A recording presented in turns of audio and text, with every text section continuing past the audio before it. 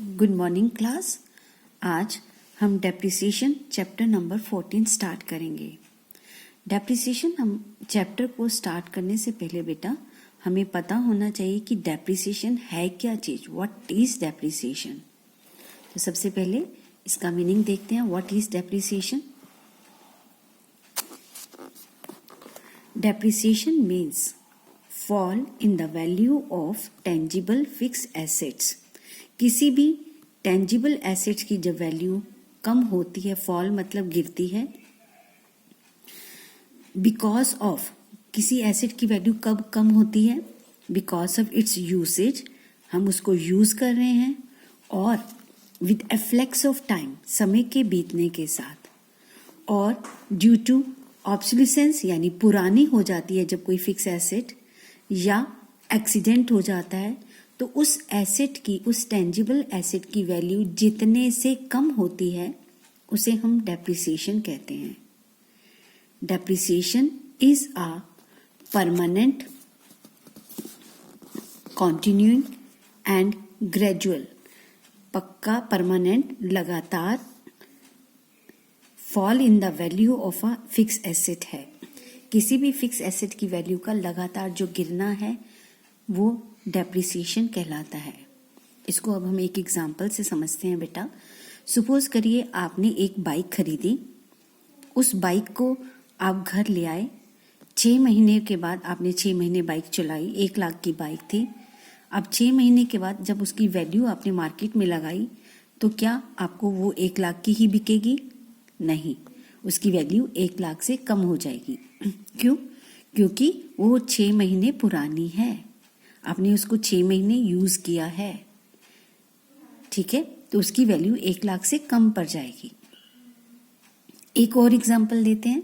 Suppose आपने एक bike खरीदी, पहले ही दिन जैसे ही बाइक लेकर आप घर पहुंचे आप बीमार पड़ गए और नई की नई बाइक आपके घर पर खड़ी है, आपने उसे चलाया नहीं। अब आपने कहा अब तो मैं बाइक नहीं चलाऊंगा, 8 महीने हो गए, मैं इस बाइक को बेच देता हूं। जबकि आपने उस बाइक को एक दिन भी नहीं चलाया बेटा, फिर भी जब आप उस बाइक को बेचने जाएंगे तो उस बाइक का उतना प्राइस नहीं मिलेगा जितना था, उससे कम पर मिलेगी।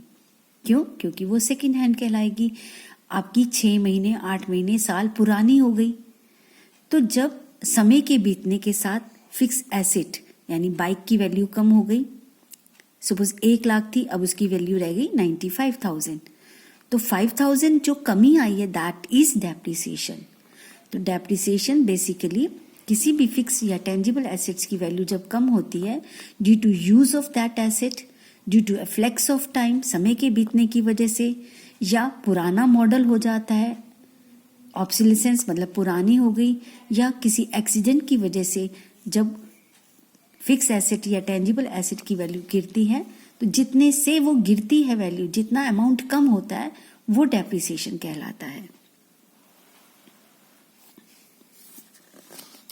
It is important to note that depreciation is charged on all fix assets. Depreciation सारी फिक्स एसेट्स पे लगता है एक्सेप्ट लैंड। लैंड पर डेप्रिसिएशन नहीं लगता, बाकी सारी फिक्स एसेट्स पे बेटा डेप्रिसिएशन लगता है।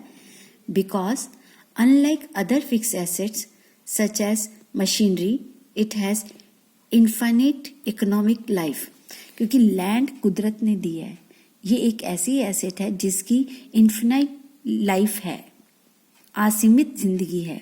बाकी जितनी भी एसेट्स हैं वो उनकी लाइफ लिमिटेड होती है, इसलिए, और वो लैंड नेचर की देन है, इसके ऊपर डेप्रिसिएशन नहीं लगता कि लैंड की वैल्यू भी कम होगी। लैंड की वैल्यू कभी कम नहीं होती है, राइट। तो लैंड को छोड़कर बाकी सारी फिक्स एसेट्स पर आपका डेप्रिसिएशन लगता है। तो ये मीनिंग आपको पता होना चाहिए। उसके बाद आता है करेक्टरिस्टिक्स ऑफ डेप्रिसिएशन। हर एक करेक्टरिस्टिक का पता होना बहुत जरूरी है। पहला है depreciation is a fall in the book value of tangible fix asset. Tangible, intangible नहीं, टेंजिबल फिक्स एसेट में जो वैल्यू में गिरावट आती है that is depreciation. Second feature है fall in the book value of an asset किसी भी एसेट में जो कमी है that is permanent, gradual and of continuing nature. ये नहीं कि कभी उसकी वैल्यू कम हो रही है और कभी नहीं, ये लगातार कम होती जाती है। उस एसेट की वैल्यू समय के बीतने के साथ साथ, यूज करने के साथ साथ कम होती रहती है। तीसरा, it is a fall in the book value of an asset. किसी भी एसेट की बुक वैल्यू में जो कमी आती है आइदर ड्यू टू यूज और with the flux of time, उसको यूज करने से या समय के बीतने से। Fourth, it occurs gradually unless it becomes obsolete due to technological developments. ये जो fall in the value of an fix asset है, ये ग्रेजुअली तब तक होता ही रहता है, एक तो यूज ऑफ करने से या पुरानी हो जाने से, लेकिन ऑब्सोलेसेंस तब होता है जब नई टेक्नोलॉजी आती है। सपोज कीजिए आपने एक मोबाइल खरीदा, वो मोबाइल का जब तक नया वर्जन नहीं आएगा तब तक वो उसकी वैल्यू ठीक है। जैसे ही उस मोबाइल का नया वर्जन आ जाता है मार्केट में, नई टेक्नोलॉजी, नई एप्स के साथ, तो वो पुराना वाला उसका वैल्यू गिर जाता है। Depreciation is N expenses. देखा जाए तो अगर किसी फिक्स एसेट की वैल्यू कम हो रही है तो वो बिजनेस के लिए खर्चा है, which does not involve cash. लेकिन इस खर्चे के लिए बिजनेस कोई कैश नहीं देता। ये पॉइंट बहुत इंपॉर्टेंट है कि ऐसा खर्चा जिसके लिए हम कैश नहीं दे रहे हैं। हमारी गाड़ी है, उसकी वैल्यू कम हो रही है, पहले 1 लाख की थी, अब वो रहेगी 90,000 की, फिर 80,000 की। तो धीरे धीरे जो वैल्यू कम हो रही है वो बेसिकली एक लॉस, एक एक्सपेंसेस है, बट इसके लिए कोई कैश नहीं दे रहे हैं हम। It is a process of allocation of cost of the asset over it's expected useful life. तो देखा जाए तो डेप्रिसिएशन क्या है फिर? बेसिकली इट इज, ये एक प्रोसेस है। एलोकेशन होता है बांटना of cost of the asset. Suppose कीजिए आपने एक बाइक 1 लाख रुपए की खरीदी बिजनेस के लिए, या एक कंप्यूटर खरीदा 1 लाख रुपए का। उस 1 लाख रुपए का जो कंप्यूटर खरीदा दैट इज एन एसेट, और इसे हम एसेट को कैपिटल नेचर मानते हैं, इसे हम बैलेंस शीट में दिखाते हैं।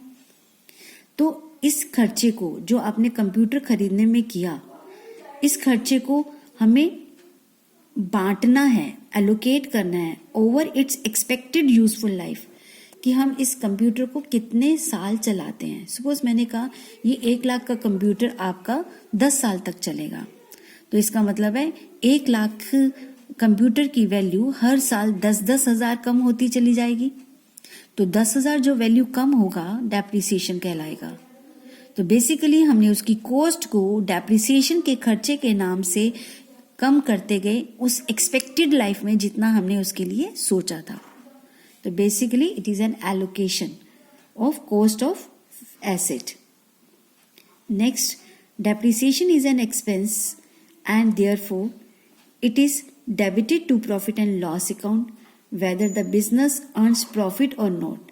डेप्रिसिएशन एक खर्चा है, इसे हम खर्चे को डेबिट करते हैं चाहे बिजनेस में प्रॉफिट हो या ना हो। Point number 8, the term depreciation is used for tangible fix asset. Depreciation हमेशा टेंजिबल एसेट्स पर लगता है। टेंजिबल एसेट्स वो एसेट्स हैं जो आप देख सकते हैं, छू सकते हैं, सच एज जैसे कि building, plant, machinery etcetera, except land, land को छोड़कर। This term is not used for wasting and fictitious assets. ये जो डेप्रिसिएशन वर्ड है वेस्टिंग एसेट्स और फिक्टिशियस एसेट्स के लिए यूज नहीं होता, जैसे कि डिप्लीशन ऑफ नेचुरल रिसोर्सेस। अब आपको पता होगा वेस्टिंग एसेट्स क्या चीज है बेटा, पहले वो समझिए। वेस्टिंग एसेट्स का मतलब है जैसे कोल माइंस हैं जिनके खान है, कोयले की खान है, आपकी मिनरल्स की खान है, तो वो उनकी एसेट है। कोल माइन में से कोल निकालते हैं अगर, तो धीरे धीरे कोल कम होता चला जाएगा, लेकिन coal mine is an asset. लेकिन वो कैसी एसेट है? Wasting asset. जैसे जैसे हम उसमें से कोल निकाल कर यूज करते जाएंगे वो एसेट कम होती चली जाएगी, वेस्ट मतलब खत्म होती चली जाएगी। और फिक्टिशियस एसेट्स, फिक्टिशियस एसेट्स क्या होती हैं? जैसे आपकी गुडविल है, रेपुटेशन है। अगर आपकी रेपुटेशन क्या है? बेसिकली रेपुटेशन वो पोजीशन है जब एक बिजनेस ज्यादा प्रॉफिट कमाता है due to his reputation, goodwill, और जब उसकी गुडविल कम होती चली जाती है वैल्यू, तो जो वैल्यू कम होती है इनटेंजिबल एसेट्स की, उसे हम डेप्रिसिएशन ना कहकर एमोर्टाइजेशन ऑफ गुडविल कहते हैं। ठीक है, तो ये चीजें थी जो आपको इनके फीचर्स पता होने चाहिए, तभी आप आगे अच्छे से चीजों को समझ सकते हैं। अभी हमने मीनिंग पढ़ा, फीचर्स पढ़ा डेप्रिसिएशन का। नेक्स्ट है क्लास। ये 3 वर्ड्स हैं, डेप्रिसिएशन, एमोर्टाइजेशन एंड डिप्लीशन, जिसको कभी कभी कुछ लोग सेम मीनिंग समझ लेते हैं, लेकिन इन तीनों का मीनिंग अलग अलग है। डेप्रिसिएशन क्या चीज है ये हम अभी पहले डिस्कस कर चुके हैं, उसका मीनिंग भी और फीचर्स भी। अब आता है एमोर्टाइजेशन क्या है।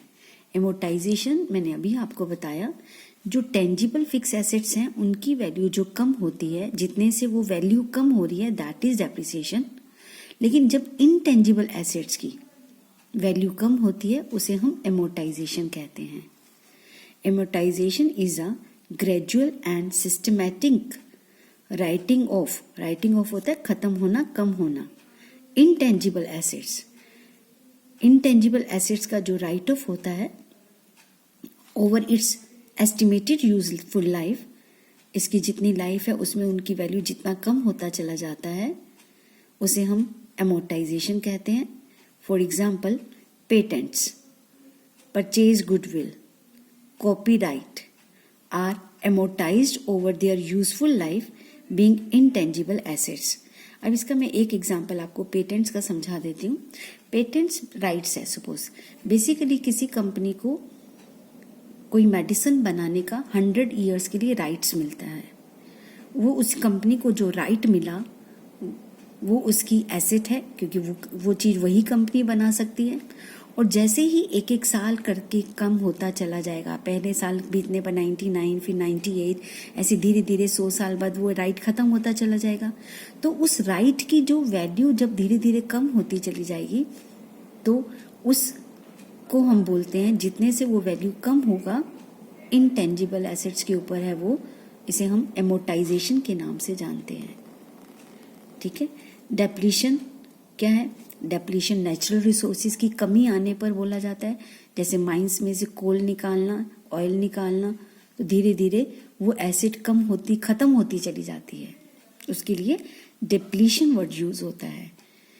वेस्टिंग एसिड्स के लिए ये, इनटेंजिबल एसिड्स के लिए ये, टेंजिबल एसिड्स के लिए ये वर्ड यूज किया जाता है। नाउ डिप्लीशन क्या है? Depletion charge is a measure of exhaustion of wasting assets. Depletion जो वर्ड है वो यूज किया जाता है जो वेस्टिंग एसेट्स हैं उनके खत्म होने के लिए, सच एज जैसे कि एक्सट्रैक्शन निकालना, material from query, mine etcetera. जब हम इन माइंस वगैरह में से चीजें निकालते हैं, जिस चीज की वो माइन है, तो धीरे धीरे हमारी वो एसेट कम होती चली जाती है। एक्सट्रैक्शन करने से रिड्यूसेस द अवेलेबल क्वांटिटी। अगर कोल है तो कोल कम होता चला जाएगा। For example, extraction of coal from a coal mine में से जब हम कोयला निकाल लेते हैं is a depletion of coal stock. तो कोल स्टॉक खत्म होता चला जाएगा, तो जितना खत्म होता चला जाएगा वो कहलाता है डेप्लीशन। ठीक है, तो ये 3 अलग अलग टर्म्स हैं, अलग अलग चीजों के लिए यूज होती हैं, जो आपको पता होनी चाहिए थी। नेक्स्ट है कॉजेस और रीजंस ऑफ डेप्रिसिएशन। डेप्रिसिएशन के क्या कारण है? मैंने अभी आपको बार बार बोला, यूज ऑफ एसेट, मैंने बाइक का एग्जांपल लिया था। जब हम इसी एसेट को यूज करेंगे तो कुछ टाइम के बाद उसकी वैल्यू कम हो जाएगी। दूसरा, एफ्लेक्स ऑफ टाइम, जैसे जैसे समय बीतता है तो ऑटोमेटिकली उसकी वो पुरानी होती चली जाती है, तो उस एसिड की वैल्यू भी कम हो जाती है। फ्लैक्स ऑफ टाइम, समय के बीतने के साथ साथ ये वो सारी चीजें रिपीट हुई हैं जो हम अभी पढ़ चुके हैं। आप इसकी एक बार रीडिंग कर लेंगे। फर्स्ट कॉज है यूज ऑफ एसिड, सेकंड है flux of time, and the third one is obsolescence, जब कोई एसेट पुरानी हो जाती है नई टेक्नोलॉजी के आने पर, ठीक है। देन एक्सीडेंट, एक्सीडेंटल लॉस में बी परमानेंट, एक्सीडेंट लॉस भी आ सकता है जिसकी वजह से एसेट की वैल्यू कम हो जाती है, लेकिन एक्सीडेंट जो है वो हमेशा नहीं होते रहते हैं, कॉन्टिन्यूइंग नहीं है, ठीक है। लेकिन जब कोई नुकसान होगा तो वो परमानेंट होगा, is not continuing and gradual. Clear. अब आपके पास 4 कारण हो गए, use of asset, flux of time, obsolescence, accidents. Of the above only the first 2 यानी यूज ऑफ एसेट और फ्लेक्स ऑफ टाइम, 2 फैक्टर जो हैं are considered relevant to depreciation. Factor number 3 and 4 यानी ये वाला और ये वाला are considered only when they occur, ये ग्रेजुअल नहीं है, ये जब होते हैं तभी कंसिडर किए जाते हैं। They do not happen to all the assets, हमेशा ये नहीं होते हैं और सभी एसेट्स पर भी नहीं होता है, कभी कभी होता है ये। It should be noted that when we discuss depreciation, जब भी हम डेप्रिसिएशन की बात करेंगे चैप्टर में, we consider only tangible fix assets, हम से केवल टेंजिबल फिक्स एसेट्स की बात करेंगे, ठीक है। और जो भी एसेट की वैल्यू में कमी आएगी वो डेप्रिसिएशन कहलाएगी। नेक्स्ट है ऑब्जेक्टिव और नीड फॉर प्रोवाइडिंग डेप्रिसिएशन। हम क्यों पढ़ रहे हैं डेप्रिसिएशन का चैप्टर, या इसके बारे में क्यों सीख रहे हैं और समझ रहे हैं, ठीक है। इसके पीछे बहुत सारे उद्देश्य हैं, रीजन है। पहला है टू डिटरमाइन करेक्ट प्रॉफिट और लॉस, बिजनेस में सही प्रॉफिट और लॉस का पता लगाने के लिए। Depreciation is N expenses of the business, हम जानते हैं, and therefore it is a charge against revenue, और ये रिवेन्यू कमाने के लिए खर्चा होना पक्का है। इट इज अ चार्ज, होगा ही होगा। मशीनें लेंगे, मशीनों पे काम करेंगे तभी तो माल बिकेगा, और इन मशीनों में डेप्रिसिएशन भी होगा। If it is not accounted as an expenses, अब जो एसेट की वैल्यू कम हो रही है, ये जो खर्चा है, अगर हम इसकी अकाउंटिंग नहीं करेंगे, profit and loss account for the accounting period would not give a true and fair view of the profitability, तो हमारा जो अकाउंटिंग है वो सही प्रॉफिट नहीं बताएगा, ठीक है। Profitability of the business, that is net profit और नेट लॉस सही है या गलत, ये नहीं सही नहीं आ पाएगा। I mean, अगर हमने सारे खर्चे नहीं डाले, लाइक डेप्रिसिएशन नहीं डाला, तो it to show true and fair view of the financial position. Financial position balance sheet को कहते हैं। तो जब हमने 1 लाख की कोई बाइक खरीदी बिजनेस के लिए, 1 साल के बाद हमने कहा कि इसकी वैल्यू 10% कम हो गई है, और हम इसकी वैल्यू 10% कम करके 1 लाख का 10% कम करेंगे, यानी 10,000 कम करेंगे तो 90,000 रह गई। और अगर हमने इसको बुक वैल्यू यानी डेप्रिसिएशन कम होने के बाद जो वैल्यू रहेगी उस पर दिखाना चाहिए, और अगर हम ये नहीं दिखाते हैं, इसका मतलब बैलेंस शीट हमारी ट्रू, सच्ची और फेयर वैल्यू नहीं दिखा रहा है। सो बैलेंस शीट के अंदर हमेशा कॉस्ट प्राइस में से डेप्रिसिएशन माइनस करके जो वैल्यू बचती है, जो एट दैट टाइम वैल्यू है उस एसेट की, उस पर बताना चाहिए, दिखाना चाहिए। डेप्रिसिएशन इफ नोट चार्ज, अगर हम डेप्रिसिएशन नहीं लगाएंगे, would result in assets being stated at a higher value, तो हमारी जो एसेट्स हैं बैलेंस शीट में वो हायर वैल्यू दिखाएंगी, जबकि उनकी एक्चुअल वैल्यू कम हो गई है।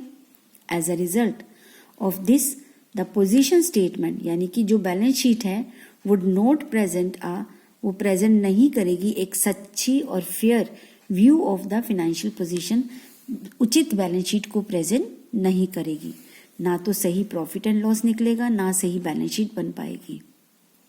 To determine the cost of production, और अगर हमने जो माल बना रहे हैं उसकी कॉस्ट निकालनी है कि इसको बनाने में कितनी कॉस्ट या लागत आई, तो उसके लिए हमें सारे एक्सपेंसेस को ऐड करना होता है। अब यहाँ पर हमें एक्सपेंसेस डेप्रिसिएशन का भी डालना पड़ेगा। सो depreciation is taken into consideration, depreciation के खर्चे को हम कंसिडर करेंगे for calculating the cost of production, production की कॉस्ट को निकालने के लिए। If it is not taken into account, अगर हम इसको नहीं लेते हैं तो cost of the production will be lower by the amount of depreciation. तो इसका मतलब है हम उसकी सही कॉस्ट नहीं निकाल रहे हैं। To provide funds for replacement, अगला ऑब्जेक्टिव है, देखो डेप्रिसिएशन एक ऐसा खर्चा है जो हम खर्चे के रूप में डाल रहे हैं, लेकिन हम इसको कैश के रूप में सैलरी पे करना, रेंट पे करना की तरह कैश पे नहीं कर रहे हैं। तो वो खर्चा तो डल रहा है लेकिन कैश नहीं जा रहा, तो इनडायरेक्टली वो कैश हमारे बिजनेस के अंदर ही रह रहा है। Depreciation is non cash expenses and when charge to amount of depreciation, हम जब डेप्रिसिएशन का खर्चा डालते हैं, is retained in the business, खर्चा तो डाल दिया लेकिन कैश नहीं गया, वो बिजनेस के अंदर ही है। And can be used for the, और वो पैसा जो बिजनेस के अंदर है उसको हम यूज कर सकते हैं रिप्लेसमेंट ऑफ फिक्स्ड एसेट्स, उस एसेट को जो पुरानी हो जाती है उसको रिप्लेस करने में, after the expiry of their estimated useful life. Suppose वो एसेट 5 साल के लिए, 8 साल के लिए या 10 साल के लिए है, तो जैसे ही उसका टेन्योर पूरा होता है तो पुरानी एसेट को बेचकर हम नई एसेट लेते हैं। तो कुछ पैसा तो पुरानी एसेट से आ जाता है, कुछ पैसा हमारे पास बिजनेस में ऑटोमेटिकली जुड़ा हुआ है। कहाँ से? डेप्रिसिएशन के खर्चे के नाम से हमने पैसा बिजनेस में ही रखा दिया, हमने कैश तो दिया ही नहीं। इट मीन्स डेप्रिसिएशन फंड जो जुड़ता है that is use for the replacement of the asset. Next है to comply with legal provision. अब कानून रूप से भी बिजनेस को अपनी फिक्स एसेट पर डेप्रिसिएशन लगाना जरूरी है। It is necessary to charge depreciation to comply, comply होता है मानना, with the provisions of the companies act, companies act के जो नियम हैं उनके आधार पर हमें इसको मानना भी जरूरी है। And the income tax act, उसके हिसाब से भी इसका मानना जरूरी है। डेप्रिसिएशन का मानना इन द सेंस डेप्रिसिएशन का लगाना जरूरी है। तो क्लास ये मेन हमारे 5 ऑब्जेक्टिव्स हैं या नीड्स हैं जिसकी वजह से बिजनेस के अंदर हमें डेप्रिसिएशन लगाना बहुत जरूरी होता है। थैंक यू बेटा, नेक्स्ट क्लास कल करेंगे।